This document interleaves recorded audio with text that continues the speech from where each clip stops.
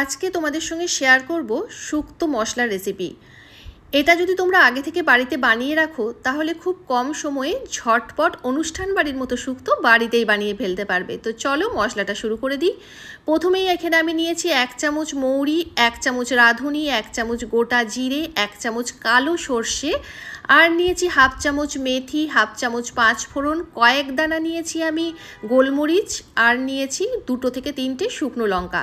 এগুলো একটু শুকনো খোলায় নেড়ে নেবো। যখন এর থেকে সুন্দর একটা গন্ধ বেরোবে তখন নামিয়ে এটা ঠান্ডা করে নেব। তারপর মিক্সির জারে দিয়ে এর মধ্যে দিয়ে দেবো 1 চামচ জিঞ্জার পাউডার। জিঞ্জার পাউডার না থাকলে বাড়িতে এটা স্কিপ করতে পারো, তখন রান্নার সময় আদা বাটা দেবে। আর দিয়ে দেবো হাফ চামচের মতো হিং, আর দিয়ে দেবো হাফ চামচের মতো বিট লবণ, দিয়ে এটা মিহি করে গুঁড়ো করে নেব।